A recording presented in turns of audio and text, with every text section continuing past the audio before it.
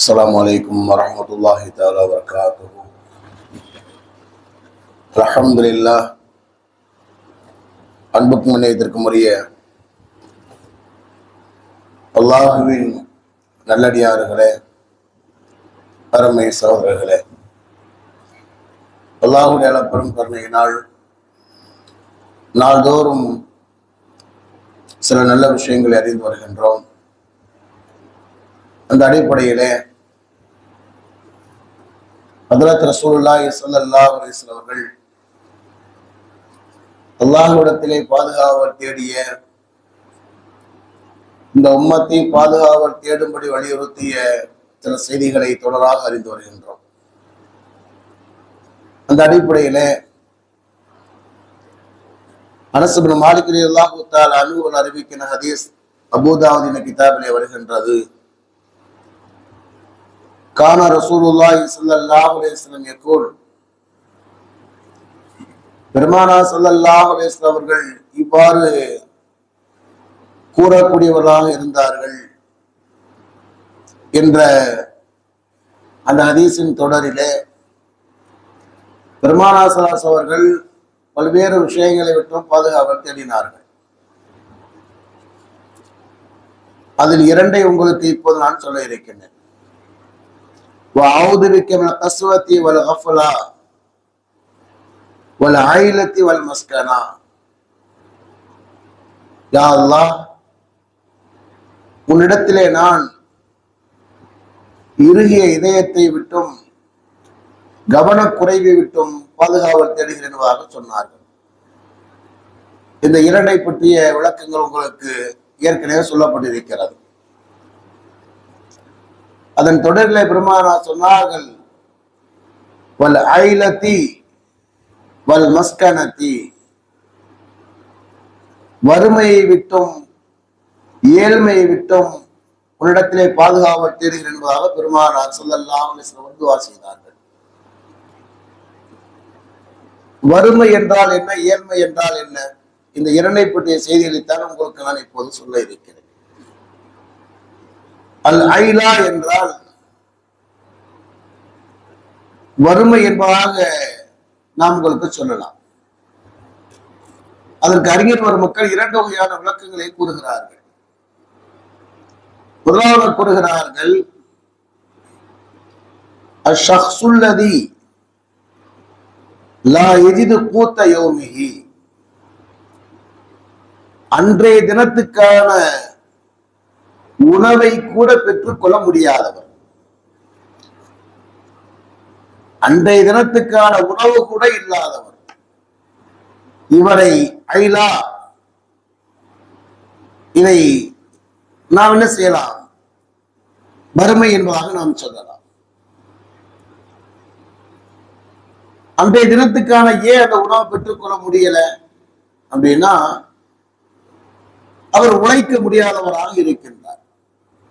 அது நோயின் காரணமாக இருக்கலாம், அல்லது முதுமையின் காரணமாக இருக்கலாம். ஏதோ ஒரு காரணத்தினால் அவர் அன்றைய தினத்துக்கான உணவை கூட பெற்றுக்கொள்ள முடியாதவராக, உழைக்க முடியாதவராக இருக்கின்றார்.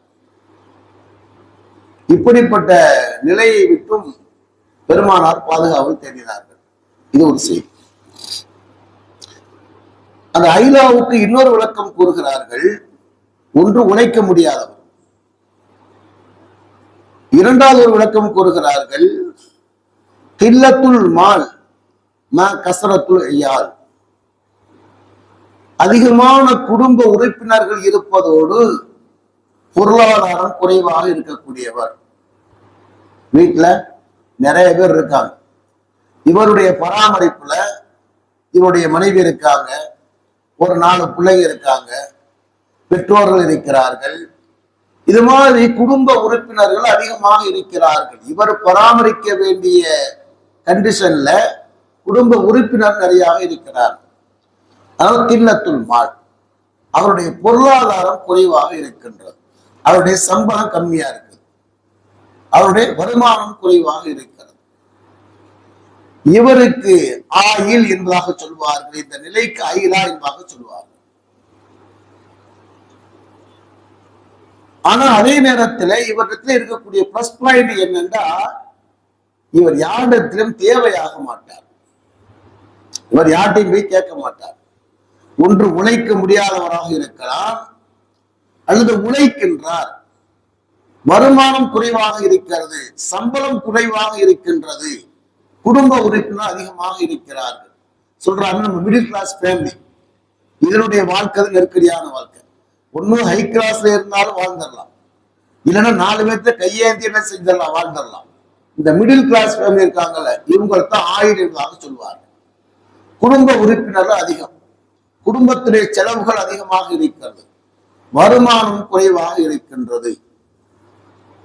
இந்த நிலையை விட்டும் பெருமானார் பாதுகாவல் தேடினார். ஏன் என்று சொன்னால், இவர் யாரிடத்திலுமே தேவையாக மாட்டார். ஆனால் ஒவ்வொரு நாளும் மன நெருக்கடியிலே போராட்டத்தோடு அவருடைய வாழ்க்கை போகும். சம்பளம் கம்மியா இருக்கும், வீட்டுக்கு வந்தா எல்லாத்துக்கான பராமரிப்பு செய்யணும். திடீர்னு யாராவது ஒரு பிள்ளைக்கு உடம்பு சரியில்லாம போயிடும், திடீர்னு ஒரு நிக்காவுக்கு போய் நம்ம ஏதாவது செய்யற மாதிரி இருக்கும், ஏதாவது இடத்துக்கு போறது மாதிரி இருக்கும், வர்றது மாதிரி இருக்கும். இவர் என்ன செய்ய, அந்த பணத்தை பார்த்து பார்த்து பார்த்து செலவு பண்ணிக்கிட்டே இருக்கும். என்னடா அது, இந்த செலவு வந்துருச்சு, அந்த செலவு வந்துருச்சு, என்னடா செய்யுதுன்னு சொல்லிட்டு என்ன செய்யும், ஒவ்வொரு நாளும் அவருடைய வாழ்க்கை போராட்டமாகவே செல்லும். இந்த நிலையை விட்டும் பெருமானார் பாதுகாவல் தேடுகிறார். இது ஒரு கஷ்டமான நிலைதான். குடும்ப உறுப்பினர் அதிகமாக இருந்து அல்லது தேவைகள் அதிகமாக இருந்து பொருளாதாரம் குறைவாக இருப்பது என்பது ஒரு கஷ்டமான நிலைதான். குர்ஆனிலே இந்த நிலையை பற்றி அல்லாஹ் தஆலா 2 இடங்களிலே கூறுகின்றார். ஒன்று சூரத்து தௌபா என்ற 9வது சூராவுடைய 28வது வசனத்தில் அல்லாஹ் ஒரு செய்தியை கூறுகிறார். என்ன கூறுகிறான்? யா அய்யுஹல்லதீன ஆமனு, இறை நம்பிக்கையாளர்களே, இன்னமல் முஷ்ரிக்கூன நஜசுன், இறை நிராகரிப்பாளர்கள் அசுத்தமானவர்கள், ஃபலா யக்ரபுல் மஸ்ஜிதுல் ஹராம பாத ஆமிஹிம் ஹாதா, இந்த வருடத்துக்கு பிறகு காபத்துல்லாவுக்கு காஃபிர்கள் வரக்கூடாது. ஃபதஹே மக்கா, மக்காவுடைய வெற்றிக்கு பிறகு அல்லாஹ் தஆலா இந்த ஆயத்தை இறக்கிறான். மக்கா வெற்றி அடைந்து முழுமையாக மக்கா என்பது முஸ்லிம்களுடைய பெருமானாருடைய கண்ட்ரோல்ல வந்ததுக்கு பிறகு அல்லாஹ் தஆலா கூறுகிறான், இந்த ஆண்டோடு காஃபிர்கள் இங்கே நுழைவது தடை செய்யப்பட்டிருக்கிறது அல்லாஹ் தஆலா சொல்லிட்டான். அப்ப என்ன செய்யறாங்க அப்படின்னா, பொதுவாக மக்களுடைய உள்ளத்திலே, சஹாபாக்களுடைய உள்ளத்திலே ஒரு வகையான பயம் ஏற்படுகிறது. என்ன பயம் ஏற்படுகிறது? அதைத்தான் நான் இப்போது சொன்னேன். பொருளாதார நெருக்கடி ஏற்படும் என்பதாக நீங்கள் பயந்தால், அல்லாஹ் நாடினால் அல்லாஹ் தன்னுடைய அருளை கொண்டு உங்களுக்கு என்ன செய்வான்? பொருளாதார உதவிகளை செய்வான், உங்களை செல்வந்தராக ஆக்குவான், தேவையற்றவராக அல்லாஹ் தஆலா கூறுகிறான். என்ன சொல்றாங்க அப்படின்னா, ஏன்னா காஃபிர்கள் வரக்கூடாதுன்னு அல்லாஹ் தஆலா தடை செஞ்சான். இன்னைக்கு நீங்க பாத்தீங்கன்னா ஹரம் ஷரீஃபினுடைய குறிப்பிட்ட தூரத்துக்கு முன்னால மம்னூன் குஃபார் போட்டிருக்கும், காஃபிர்கள் உள்ள வர முடியாது என்பதாக. சரியா? அப்ப இந்த வசனம் வந்த போது பொதுவாக மக்களுடைய உள்ளத்தில் இந்த பயம் ஏற்படுதோ, சஹாபாக்களுடைய உள்ளத்துல பயம் ஏற்படுதோ அல்லாஹ்வுக்கு தெரியும். ஏன்னு சொன்னால், காஃபிர்கள் வரக்கூடாதுன்னு சொன்னா பொருளாதாரம் பாதிக்கும். ஏன்னா கடை வீதி இருக்கா இல்லையா, அந்த கடை வச்சிருக்கவங்க என்ன செய்வாங்க? ஒண்ணும் இல்ல, இங்க உள்ள பஸ் ஸ்டாண்ட் அங்கே மாத்திட்டாங்க, பஸ் ஸ்டாண்ட்ல உள்ளவங்க என்ன செய்வாங்க? சிரமப்படத்தான் செய்வாங்க. அதே மாதிரி தான் காஃபிர்கள் இங்கே வரக்கூடாது என்று சொன்னால், அந்த ஹரம் ஷரீஃபை சுற்றி இருக்கின்ற அந்த கடை வைத்திருக்கக்கூடியவர்கள், சந்தை வைத்திருக்கக்கூடியவர்கள் பொருளாதார நெருக்கடிக்கு ஆளாகுவார்கள். அல்லாஹ் கூறுகிறார், உங்களுக்கு பொருளாதார நெருக்கடி ஏற்படும் என்பதாக பயந்தால் கவலைப்பட வேண்டாம், அல்லாஹ் உங்களை செல்வந்தராக அல்லாஹ் தஆலா சொன்னான். இப்ப இந்த நிலைக்குத்தான் ஐலாயமாக சொல்லப்படும். ஐலா என்று சொன்னால் பொருளாதார நெருக்கடியாக எழுதுகிறார்கள். ஒன்று. அதே மாதிரி இந்த நிலையை அல்லாஹ் தஆலா குர்ஆன்ல இன்னொரு இடத்திலே கூறுகிறார்.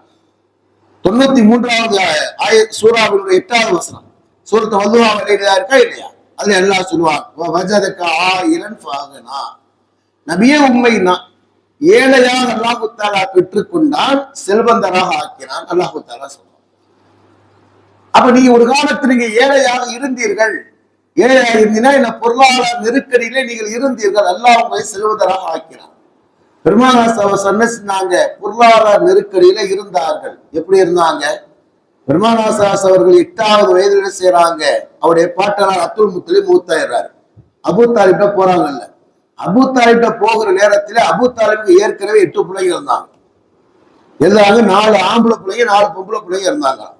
தாலிப், உக்கைன், ஜாஃபர், அலி, 4 பேர் ஆம்பளை பிள்ளைங்க. உம்முஹானி, ஜுமானா, ரீதா, அஸ்மா, 4 பொம்பளை பிள்ளைங்க தான். அப்ப 4 பொம்பளை பிள்ளைங்க, 4 ஆம்பளை பிள்ளைங்க, மொத்தம் 8 பேர் இருக்காங்க. ரசூலுல்லாஹ் 9வது ஆளா அங்க போய் சேர்றாங்க. ஏன்னு சொன்னால் மௌத்துடைய நேரத்தில் அப்துல் முத்தலிப் வசியத் செய்து விட்டார், இந்த பிள்ளை நீ தான் பார்த்துக் கொள்ள வேண்டும் என்பதாக அபூ தாலிபிடத்தில். சில பேருக்கு வந்து பிள்ளைகள் அதிகமாக இருந்தால் கூட நல்ல மனசு இருக்கும், நல்லபடியா அவங்க பராமரிப்பார், அபூ தாலிப் நல்லபடியா பார்த்துக் கொள்வார் என்று அவருடைய தந்தை அப்துல் முத்தலிப் தெரிந்த காரணத்தினால் தான் என்ன செஞ்சார் அப்படின்னா, என்ன செய்யுங்க, நீங்க பார்த்துக் கொள்வது என்பதாக. ஏன்னு சொன்னால் அப்துல் முத்தலிபுக்கு 10 ஆம்பளை பிள்ளைங்க இருந்தாங்க. அப்துல்லா ஒருத்தர் தானே, அவர் மூத்தாயிட்டாரு கூட 9 பேர் இருந்தாங்க. அந்த 9 பேர்ல ஏன் இவர்கிட்ட சொன்னாங்க அப்படின்னா, இவர் பார்த்துக் கொள்வார். நான் உங்களுக்கு சொல்லக்கூடிய செய்தி என்னவென்று சொன்னால், ஐலா என்று சொன்னால் குடும்ப உறுப்பினர் அதிகமாக இருந்து பொருளாதாரம் குறைவாக இருக்குதல். இந்த நிலையை விட்டு பெருமானார் பாதுகாவல் தேடினார். ஏன் என்று சொன்னால் அவருடைய வாழ்க்கையுடைய ஒவ்வொரு நாளும் நெருக்கடியா போகும். இப்ப நம்மள மாதிரி வச்சுக்கோங்களேன், இந்த என்ன செய்யறது அப்படின்னு இந்த வாங்குற சம்பளத்துல வந்து அதை செய்யறதா இதை செய்யறதா எது செய்யறது எது செய்யக்கூடாதே தெரியாமையே என்ன செய்ய வாழ்க்கை ஓடிக்கொண்டே இருக்கும். இந்த நிலைக்கு சொல்லுவாங்க. இதை விட்டு பெருமானார் பாதுகாவல் தேடினார். 2வது மஸ்கனா. என்ன அர்த்தம் அப்படின்னா, மஸ்கனாவுக்கு வந்து என்ன செய்யறாங்க, ஏழ்மைன்னு சொல்றாங்க. மஸ்கனா யார் எழுதுகிறார்கள், அஷ்ஷக்ஸுல்லதி யஹ்சிலு அலல் முஸாயிதாத்தி லக்கின்னஹு யதஸர்ரஃபு பிஹுதுஇ வ தில்லத்தில் ஆஹரீன். என்ன சொல்றாங்கன்னா, இவர்கிட்ட காசு இருக்காது, இவர் வறுமையில தான் இருப்பார், ஆனால் அடுத்தவிடத்திலே கையேந்தி தன்னுடைய தேவையை பூர்த்தி செய்து கொள்வார். நான் சொன்னேன் இல்லையா, இன்னும் ஹை கிளாஸ்ல இருந்தாலும் வாழ்ந்துடலாம், கீழே இருந்தாலும் கூட லோ கிளாஸ்ல இருந்தாலும் வாழ்ந்துடலாம். ஏன்னா 4 பேர்ல கையேந்தி வாழ்ந்துருவாங்க. இப்ப இந்த நிலைக்குத்தான் இந்த லோ கிளாஸ் இருக்காங்களா இல்லையா, இவர்களுக்கு தான் மஸ்கனாக சொல்லப்படும், இவங்களதான் மிஸ்கின்னு சொல்லப்படும். மிஸ்கின்னா என்ன அர்த்தம் அப்படின்னா, என்ன செய்யறது, அவங்களுக்கு பொருளாதார நெருக்கடி இருக்கும், பொருளாதார நெருக்கடி இருக்கும், ஆனால் என்ன செய்வாங்கன்னா 4 பேர்ல கையேந்தி அவங்க வாழ்ந்து கொள்வார். இந்த நிலையை விட்டு பெருமானார் பாதுகாவல் தேடினார். ஏன் என்று சொன்னால் இந்த நிலையிலே அவருடைய பொருளாதாரம் என்ன செய்ய, பொருளாதார தேவைகள் வந்து நிறைவு செய்யப்படும், ஆனால் கேவலத்தோடு நிறைவு செய்யப்படும். அடுத்தவுடனே கையேந்து இழிவுதான் நிலைதானே, அடுத்த கூட கையேந்து தேவையாப்பது என்பது இழிவான நிலைதானே. உண்மையிலேயே வந்து இவர் வசதி இல்லாமையே, வசதி இருந்து போகக்கூடாது. சில பேருக்கு வந்து கையேந்தி பழகிட்டாங்கன்னா அவன் நிறுத்த மாட்டாங்க. பெருமானா சொல்லுவாங்க, சில பேர் வந்து எப்ப நம்ம அடுத்தவட்ட கையேந்தி பழகிட்டோமோ அவனுக்கு வறுமையின் வாசலாக திறந்துருவாங்க. அதனால ஒரு நிர்பந்த தேவை இல்லாம, அவசிய தேவை இல்லாம யார்கிட்ட கையேந்த கூடாது என்பது உண்டு. சரி, இப்ப இது என்னன்னா, இப்ப மிஸ்கின்னா யார் அப்படின்னா, இவனுக்கு வந்து பொருளாதார தேவை இருக்கும், ஆனா 4 பேர்ல கையேந்தி என்ன செய்வார், தன்னுடைய தேவையை பூர்த்தி செய்து கொள்வார், ஆனால் கேவலத்தோடு ஏற்படும். இந்த நிலை என்ன செய்யணும், பொருளாதார தேவை நிறைவாகும், ஆனா கேவலம் ஏற்படும். என்ன செய்வாங்க, அவர் 4 பேர் என்ன செய்வாங்க, திட்டுவாங்க, 4 பேர் குறை சொல்லுவாங்க, எல்லாம் இருக்கும் இல்லையா. அவங்க அதனால என்ன ஏற்படும் அப்படின்னா கேவலங்கள் ஏற்படும். இந்த நிலை விட்டு பெருமானார் பாதுகாவல் தேடினார். அதனால என்ன செய்யணும் அப்படின்னா, இந்த 2 நிலையும் வருவதை விட்டு அல்லாஹ்ட்ட பாதுகாவல் தேடி, யா அல்லாஹ் எங்களுக்கு இந்த நிலை வந்துடக்கூடாது. என்னன்னா, எங்களுடைய வருமானம் குறைவாக இருந்து எங்களுடைய குடும்ப உறுப்பினருக்கு நாங்கள் செய்ய வேண்டிய கடமைகளை செய்ய முடியாமல் ஒவ்வொரு நாளும் நாங்கள் பண நெருக்கடியிலே மன நெருக்கடியிலே வாழ்வதை விட்டும் எங்களை பாதுகாப்பாயா. புரிஞ்சா? ஒண்ணு. 2வதாக, எங்களுக்கு இப்படிப்பட்ட தேவை ஏற்பட்டு அடுத்த இடத்திலே கையேந்தக்கூடிய நிலை விட்டும் எங்களை பாதுகாப்பாயா. பெருமான் அப்படி துஆ செய்வாங்க, அல்லாஹ் மக்ஃபினி பிஹலாலிக ஹராமிக்க, யா அல்லாஹ் உன்னுடைய ஹலாலை கொண்டு உன்னுடைய ஹராமை விட்டும் எங்களை என்ன செய்வாயாக, பாதுகாப்பாயாக. வாகனமே பதலிக்கு அமல் சிவா, உன் அல்லாத இடத்திலே நாம் தேவையாகுவதை விட்டும் கையேந்துவதை விட்டும் எங்களை பாதுகாப்பாயாக அப்படின்னு செய்யணும். இந்த துஆவை நம்ம செய்து கொள்ள வர வேண்டும் என்பது ஒரு செய்தி. அதே நேரத்துல இதுக்கு மாற்றமாக வசதி படைத்தவருக்கு அல்லாஹ் கூறுகின்றான், இந்த 2 வகையான மக்களுக்கு உதவி செய்கிறேன் என்றும் அல்லாஹ் கூறுகிறான். வறுமையில் இருக்கக்கூடியவங்க அல்லாஹ்ட்ட பாதுகாவல் தேடணும். அதே நேரத்தில் வசதி படைத்தவருக்கு அல்லாஹ் தஆலா சொல்வான், இந்த 2 வகையான மக்களுக்கு நீங்கள் உதவி செய்யுங்கள். 51வது சூரா சூரத்து தாரியாத்தினுடைய 19வது வசனத்தில் அல்லாஹ் கூறுகிறான், வஃபி அம்வாலிஹிம் ஹக்குல் லிஸ்ஸாயில் வல் மஹ்ரூம். மனிதர்கள் 2 வகையான மக்கள் இருக்கிறார்கள், ஏழைகள் 2 வகையாக இருக்கிறார்கள். நான் சொன்னனா இல்லையா, ஒன்று யார் வந்து உடத்திலே தேவையாகிறார்களோ அவர்களுக்கும் நீங்கள் கொடுங்கள். மஹ்ரூம் என்று சொன்னால் தேவை உடையவர்கள், ஆனால் அடுத்தவரிடத்திலே வந்து கையேந்த மாட்டார். நான் முதல் சொன்ன நிலைக்குதான், தேவை உங்களுக்கு இருக்கு, ஆனா அடுத்தவங்க கையேந்த மாட்டார்னு சொன்னார். அவருடைய தேவை அறிந்தவனுக்கு போய் நீங்கள் உதவி செய்யுங்கள் என்று அல்லாஹ் தஆலா கூறுகிறார். எனவேதான் நம்முடைய முன்னோர்கள் இப்படிப்பட்ட தர்மத்தை செஞ்சாங்க. தடத்தில் நாடி வரக்கூடிய மக்களுக்கு உதவி செஞ்சாங்க. யார் நாடி வரவில்லை, தேவை உடையவராக இருந்தாரோ அவங்களுக்கு உதவி செஞ்சாங்க. இமாம் ஸைனுல் ஆபிதீன் ரஹ்மத்துல்லாஹி அலைஹி பெருமானாருடைய பரம்பரை பெருமானாருடைய பேரர் அவருடைய வஃபாத்துக்கு பிறகுதான் தெரிந்தது, அவர்களுடைய உதவியை கொண்டு 80 குடும்பங்கள் என்ன செஞ்சாங்க, வாழ்ந்து கொண்டிருந்தாங்க. ஏன்னா இரவு நேரத்திலே செய்வாங்கன்னா அந்த வீட்டுடைய திண்ணையில போய் அந்த குடும்பத்துக்கு தேவையான உணவுப் பொருளை வச்சுட்டு வந்துருவாங்க. அவங்களுடைய வஃபாத் செஞ்சாங்க, பாக்குறாங்க, காலை எழுந்து பார்ப்பாங்க, திண்ணையில என்ன செய்ய இருக்கும். அந்த காலத்துல திண்ணை இருக்கு, இந்த காலத்துல ஒண்ணும் இருக்காது. திண்ணையில பாத்தீங்கன்னா பொருட்கள் இருக்கும், குடும்பத்துக்கு தேவையான பொருட்கள். அந்த ஏழை மக்கள் வாழ்ந்துட்டு இருந்தாங்க. யாரு வைக்கிறான்னு தெரியாது, ஆரம்பத்துல நமக்கு தெரியலன்னா நம்ம பார்ப்போம். அப்புறமா ஒரு காலத்துக்கு பிறகு யாரோ ஒரு தேவை உள்ளவங்க, யாரோ நல்லவங்க வைக்கிறாங்கன்னு செய்யாங்க, அவர் பயன்படுத்தி கொடுத்தார்.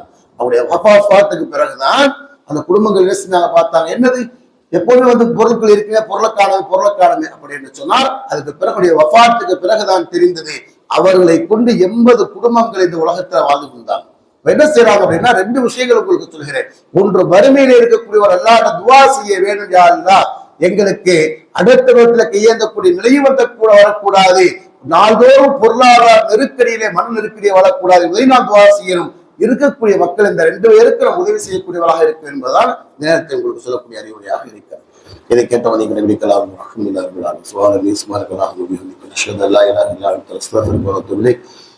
ஆமீன். சுப்ஹான ரப்பிக ரப்பில் இஸ்ஸத்தி அம்மா யசிஃபூன் வ ஸலாமுன் அலல் முர்ஸலீன்.